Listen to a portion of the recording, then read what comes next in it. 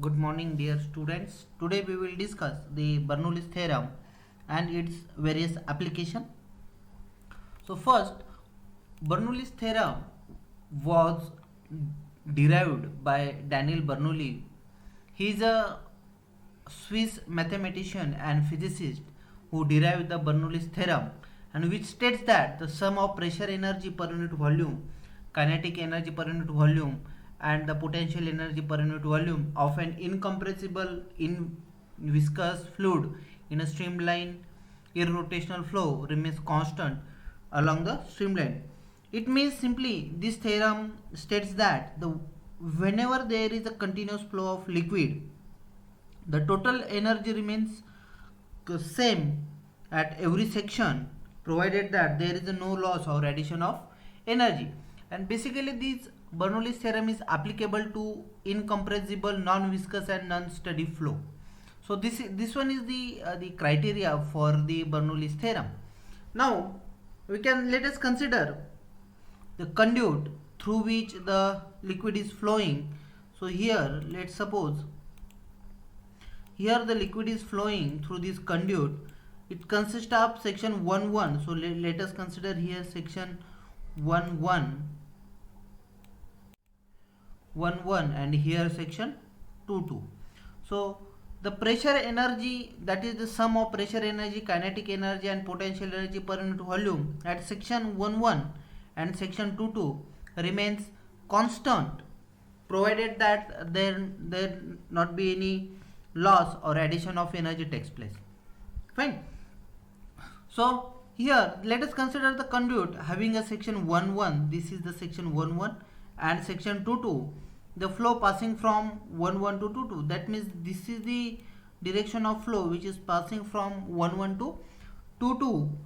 That is from left to right. So by Bernoulli's theorem, it states that the section, that is the total head at section 1 1 should be equal to total head at section 2 2, which simply means that the total energy at 1 1 should be equal to total energy at 2 2, which is equal to P plus 1 by rho V square plus rho G H1 should be equal to P2 plus 1 by 2 rho V2 square plus rho G H2. So provided that there is no head loss. If is there any head loss, we will add here, that is the head losses in the energy per unit volume after. Okay. So here the final equation for the Bernoulli's theorem is equal to pressure head P upon rho G plus V square upon 2G plus Z is equal to H. So see here, so this is the pipe through which water is flowing, and let's suppose this is the section 1 1 and this is the section 2 2. So this is the section 2 and this is the section 1 1. So this is the direction of flow of liquid flowing through the pipe or any closed conduit. So here whatever be the rise of pressure takes place at section 1 1, that is we call it as a pressure head, plus the velocity of flow of liquid at section 1 1 plus elevation head. So what is the elevation head? Elevation head is nothing but, let's suppose this is the datum line and the distance from the center, so this is the datum line, we call it as a Z1, and here from the Z2. So for a horizontal pipe, so Z1 and Z2 remains constant. Okay. We will see the different applications of the Bernoulli's equation, but before that, while deriving the different equations of the Bernoulli's theorem, so there is assumptions that already made by the Bernoulli's. The assumptions are, first assumption is fluid is idle. Second assumption is that fluid is idle is nothing but there is a non-viscous fluid is there. Flow is steady and continuous. Flow is incompressible. Fourth one is the flow must be one directional. It means that along the streamline. Velocity is uniform over the cross section. Second, gravity and pressure forces are only considered. The flow is to be irrotational. So these are some assumptions that Bernoulli's made while deriving the equation. Now the applications of the Bernoulli's theorem. We know that the applications are there are basically in fluid mechanics, or in our study there are two basic applications of the Bernoulli's equation. That applications are Venturi meter. So Venturi meter, second one is the orifice meter and pitot tube. Okay. So we will discuss first Venturi meter. So what is the Venturi meter? What is the use of Venturi meter? Why there is a need for Venturi meter? So Venturi meter is a device used for measuring the rate of flow of a liquid flowing through the pipe. So it consists of the three sections, that is the convergent section, throat section and divergent part. So it consists of the three main component, that is the converging part, throat part and diverging part. See, this is the diagram for the main diagram of the Venturi meter. It consists of, this is the convergent section, this is the only throat section. So this is the throat section and this one is the divergent section. Now basically this Venturi meter is based on the equation that velocity head increases in an accelerated flow by reducing the cross-sectional area of the flow passage, due to which pressure head is reducing at that section. A pressure difference is created which enables to the determining the discharge through the pipe. Now see here, the water is flowing like this. Okay, in this case the water will be flowing through this narrow section, and here pressure gets decreases and velocity gets increases at the throat section. So if you see here in the animation, so flow is continuously flowing. So when flow is flowing through this pipe at section 1-1, there is a rise of the head will takes place. Then after the flow is when passing through the throat, there is a increase in the head at section 2-2 takes place, and the difference between these 1-1 and 2-2 is nothing but your head edge, and the continuous flow of fluid takes place, and because of that there is a the difference takes place between section 1-1 and 2-2. Now this Venturi meter consists of the short converging conical section. So this one is the converging section. The total included angle, so this total included angle is nothing but 21 plus minus 21 plus minus 1 degree, leading to the cylindrical portion of a short line. So this is the throat having the smaller diameter. Diameter of the throat varies from the 1/3 to the 1/3 or 1/4 to 3/4 to the main pipe diameter. The angle of divergent cone, so this is the divergent cone, is this angle is smaller, so included total angle is smaller. When water is passing through the throat, its velocity is more since area of throat is less. As the water passes through the divergent cone, there is a chance of separation of fluid flow from boundary of the divergent cone that causes the cavitation. So here there are chances to occur the cavitation. Okay, that's why to increase area of the flow gradually, the angle of convergent cone is less than the angle of the divergent. Fine. The pressure difference from which the volume rate of flow can be measured between the intersection 1-1 and 2-2, often by means of the U-tube manometer. So here U-tube manometer is connected, and which shows here at section 1-1 and section 2-2, and which shows the different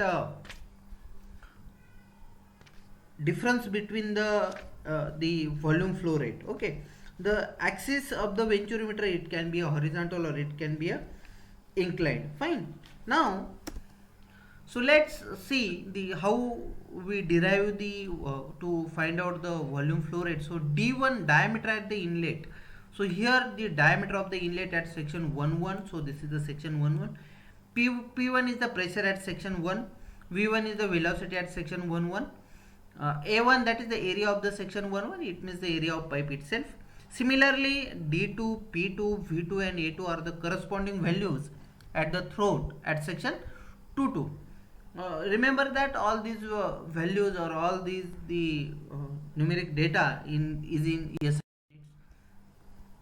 So now apply the Bernoulli's equation as we previously discussed at section 1-1. Then we get this value, that is P1 upon rho g plus this is actually not W, this is the V.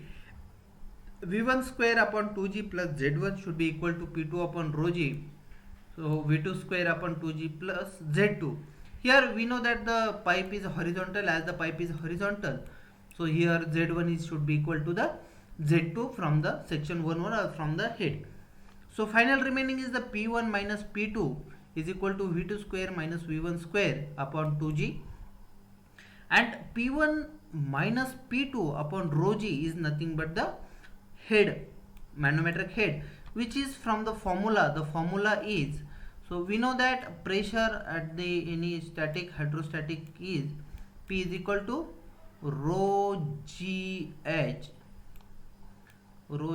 So from this formula, so P1 minus P2 upon rho G, because the fluid is same flowing through the pipe, so P1 minus P2 upon rho G is nothing but the difference in height that we already discussed in the last slide. So H is equal to V2 square minus V1 square upon 2G.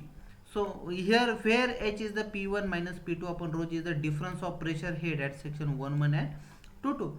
So from the continuity equation at section 1 and section 2, we will get A1 V1 is equal to A2 V2. So V1 is equal to A2 V2 upon A1.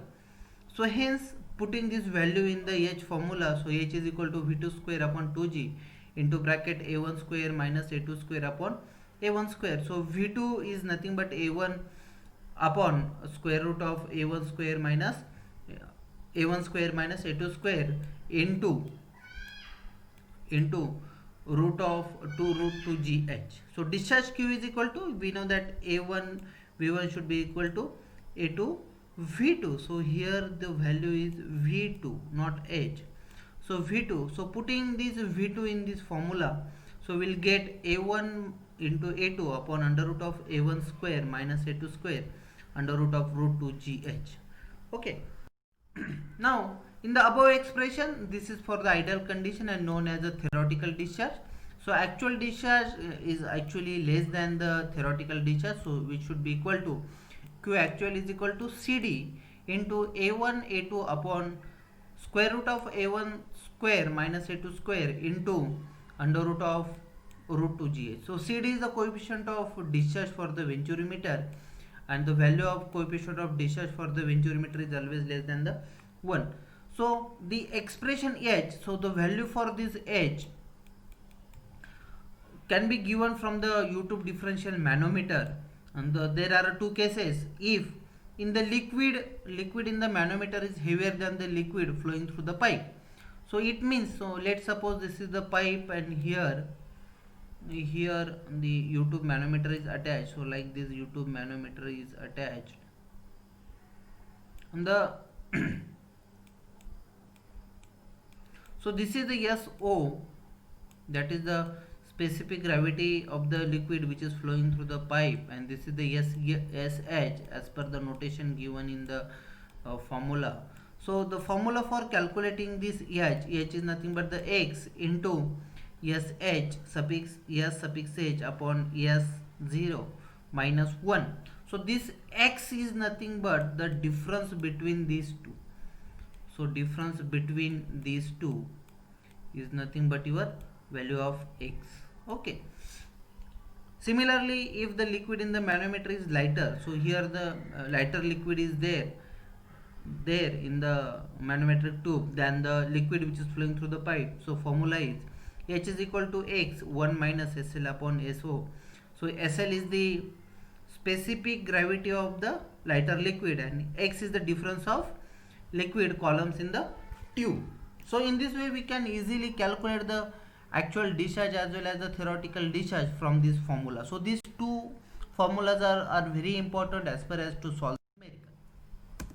Next topic is orifice meter. So orifice meter is nothing but, again this orifice meter is used for measuring the rate of flow flowing through the pipe. It is cheaper device as compared to the venturimeter. It also works on the same principle as that of the venturimeter. It consists of the circular flat plate which has a circular hole in concentric with the pipe, and this is called as the orifice. The diameter of the orifice is generally 0.5 times the diameter of the pipe, so which is always half of the diameter of the main pipe, although it may be vary from 0.8 to 0.4 to 0.8 times the pipe diameter. So see here, this is the different orifice meter, construction of the orifice meter. So here this is the pipe, main pipe, so this is the main pipe. So this is the orifice plate which is very concentric with the pipe, okay, and which is inserted into the pipe. So this is the section 11. So as you know that this is the section 11, okay, and this is the section 22. Now see here, the again liquid is flowing through the pipe, and when the liquid is flowing through the pipe, so there is a height rise takes place. So let's suppose this height rise is the h1, and when it passes through the orifice, here at not exactly at the orifice plate, but here at section 22 it will be increases, and difference between these two is nothing but the x. So here now you can observe that the flow area get reduces, and which is minimum throughout the flow of fluid,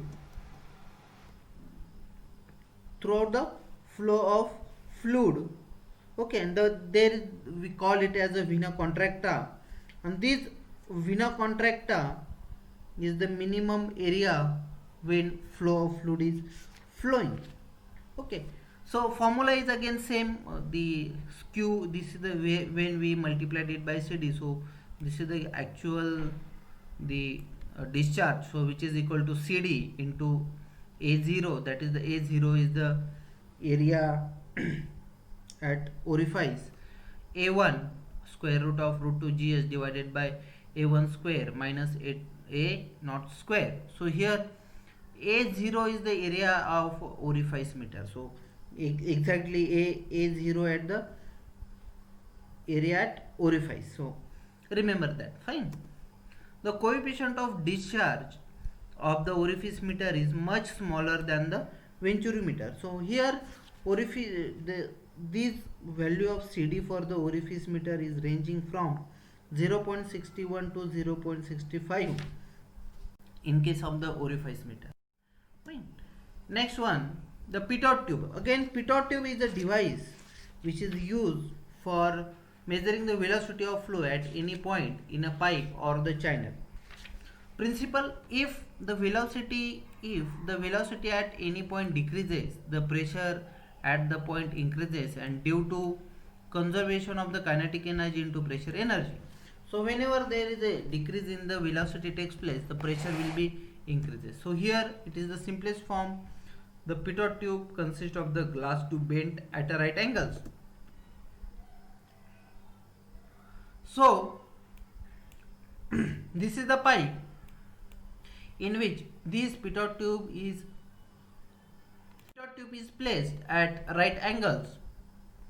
So see here, at the point 2 is at just inlet to the pitot tube, and point 1 is very away from the tube. Now when liquid is flowing or fluid is flowing, so there is a increase in the pressure takes place in the pitot tube. So height is the static head, and this is the dynamic head, and this dynamic head is because of the pressure head, or because of the flow of fluid, okay.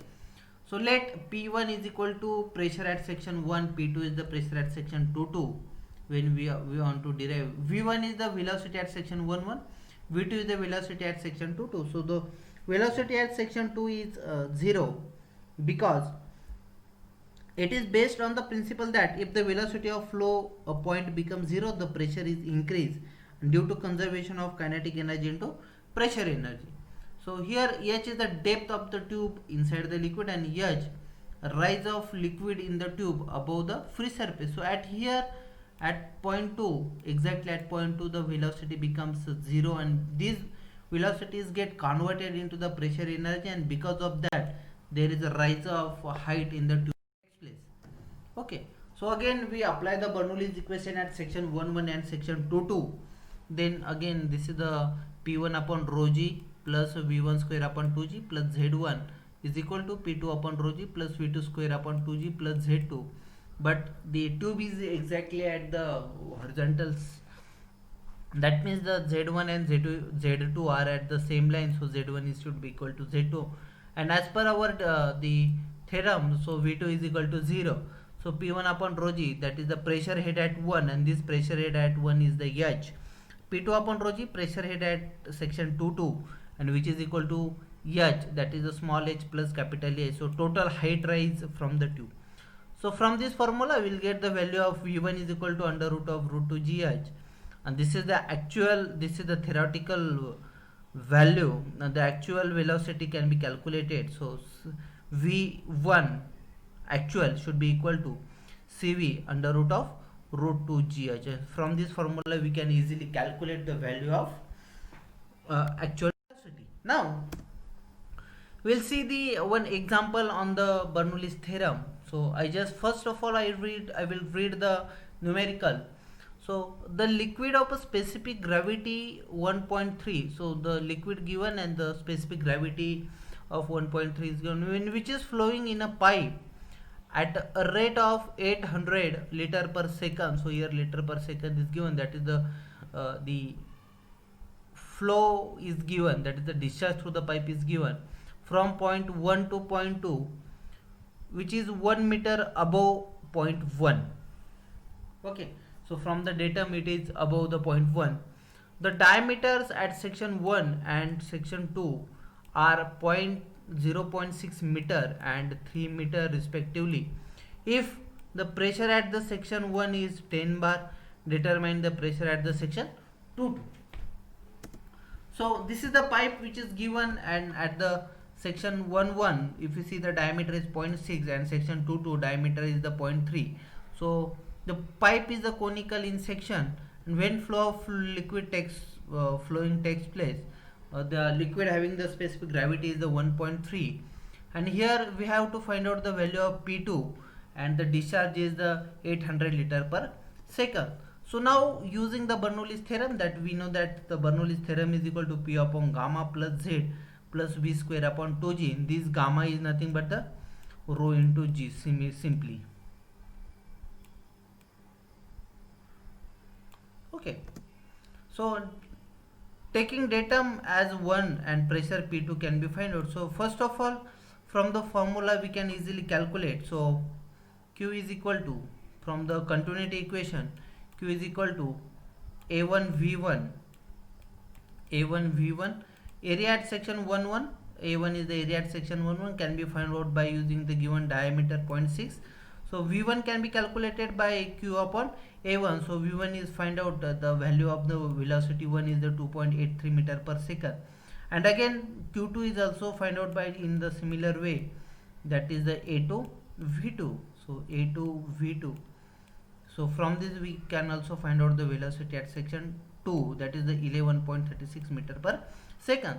So P1 is given, that is the 10 into 10 to the power 5 Newton per square meter. So at section 1 pressure is the 10 bar. So noted here the bar you have to convert it into the Newton per square meter. So 1 bar is equal to 10 to the power 5 Newton per meter square, and this gamma is the specific gravity, and this gamma is the weight density, and which should be equal to the specific gravity into the weight density of the water. So putting this value, so by putting this value we'll get the answer is P2 is equal to 9.093 bar, and should be equal to 9.093 into 10 to the power 5 Newton per meter square. Remember that here in this case, the from point 1 to point 2 the value of Z2 is 1. So here the datum is 0. So here Z1 is equal to 0. So Z1 is equal to 0. But Z2 is given, and Z2 is equal to 1 meter above the from the point 1. So here this pipe is somewhat the inclined position like this. So here the size is more, so like this. So here, so this is the Z1 at 0, and this is the Z2. Okay, now you understand Z1 and Z2. So here Z1 is 0 and Z2 is the 1 meter is given. So you have to put the value and then we will get the answer. Now again we will find the next example based on the venturimeter. So water flows at a rate of 60 liter per second. So see here, water is flowing at the discharge of 60 liter per second through the horizontal venturi with the diameter 0.5 meter and 2.45 meter. So this 0.5 is the diameter of the pipe and 0.245 meter is the diameter of the that particular the throat section. The pressure gauges fitted at the entry to the venturi reads 2 bar. Determine the throat pressure. The barometric pressure is 1 bar. So here it reads the gauge pressure. So at the entry which reads the gauge pressure and we have to determine the pressure P2. So this is the venturimeter. So this is the section 1-1 and this is the section 2-2.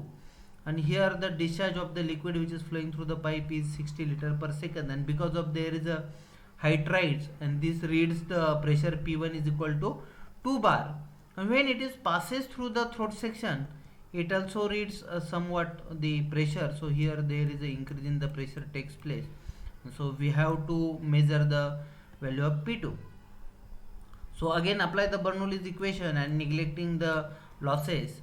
So P1 upon gamma plus V1 square upon 2G plus Z1 is equal to P2 upon gamma plus V2 square upon 2G plus Z2. Here Z1 is equal to Z2. Note that here it reads the gauge pressure, but we require the absolute pressure.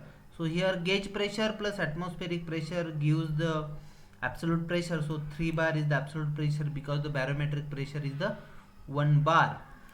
So which is again converted into the Newton per square meter. So multiplied it by with the 10 to the power 5 Newton per square meter. So putting the again formula for calculating the V1 is equal to discharge upon A1. Discharge upon A1. So discharge is given, that is the 600 liters, so 0.6 converted into the meter cube per second. So V1 is equal to 3.056. We can also calculate the V2. So formula for V2 is this one. By putting the A1, V1 is equal to 8 V2. The answer for V2 is the 12.732 meter per second. So putting this P1, V1, V2, Z1, Z2 at the formula, at formula number 1, then we will get the value of P2 is the 2.236 into 10 to the power 5 Newton per meter square, and the value is 2.236 bar absolute, and which comes a 1.136 bar gauge pressure. So now you can see here, you can observe here that at pressure P1 at section 1-1 the diameter is more, so pressure is more, and at section 2-2 the pressure is less, that is a 1.136 bar, and at the section 2 velocity is more, that 12.732. So it means that pressure energies get converted into the kinetic energy like this. So now I hope you understand the numericals on the Bernoulli's theorem as well as the numericals on the venturimeter. So if you have any query, you can post me comment in the comment box. I will definitely clarify your answers. Thank you.